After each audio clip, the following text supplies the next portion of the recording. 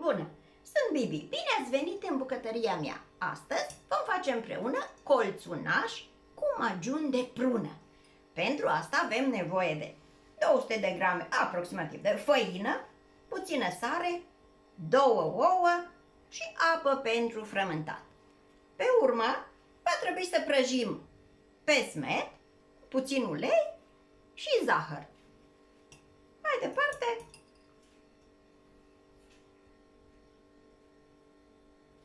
după ce am frământat aluatul, o să întindem foaia, o să punem majunul de prune și mai departe o să vedeți procedeul. Vom pune uleiul în tigaie, nu mult. Lăsăm să se încingă puțin.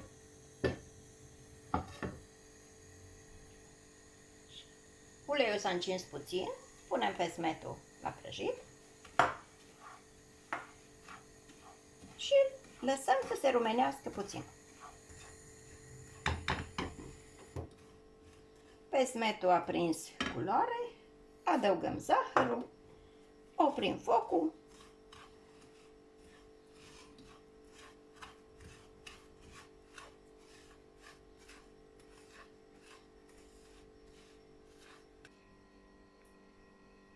Vom face aluatul. Punem cele 2 ouă, puțină sare, le batem puțin .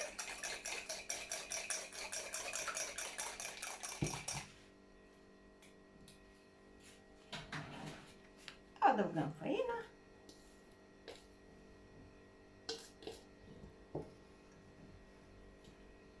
Și frământăm. Pentru frământat mai punem puțină apă și frământăm mai departe. Aluatul este frământat, cam așa trebuie să arate. Punem făină pe masă și întindem foaia. Întindem foaia mai încă puțin, imediat de ajuns.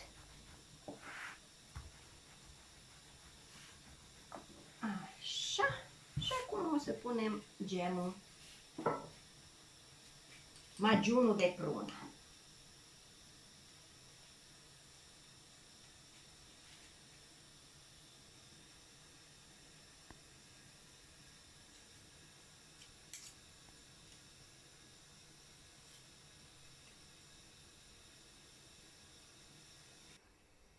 O să punem majun până la mijlocul foii. Între timp, apa cu sare fierbe. Am pus-o pe aragaz. Am pus majunul pe jumătate din foaie. Acum împăturăm.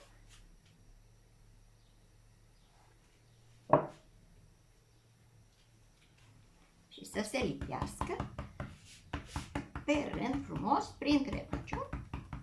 Lipim.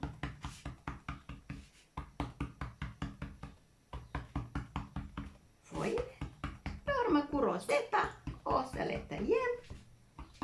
Apa fierbe, le punem la fiert.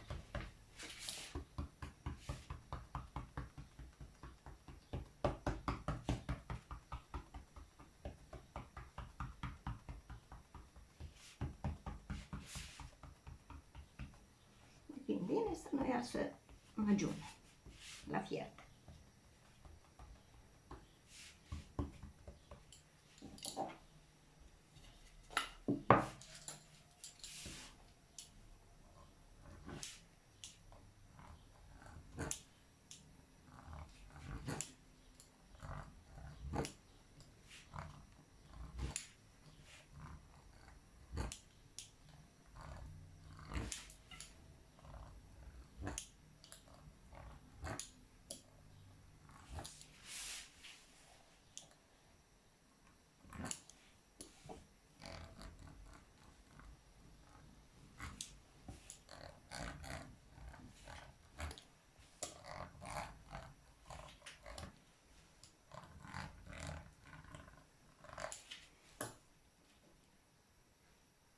Colțunașii sunt gata, îi punem la fiert apă cu sare.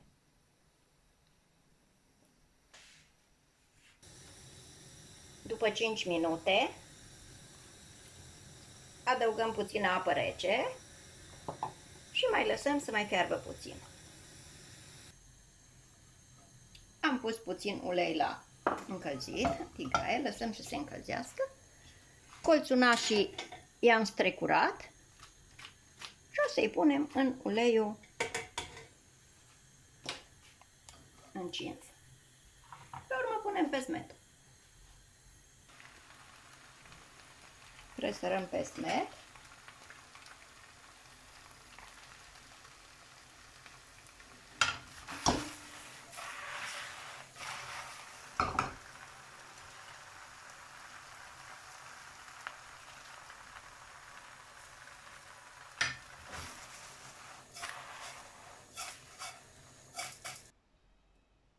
Așa arată colțunașii mei cu magiun de prună. Cine mai dorește poate să pună zahăr, pudră cu vanilie deasupra. Dacă v-a plăcut rețeta, încercați și voi. Poftă bună!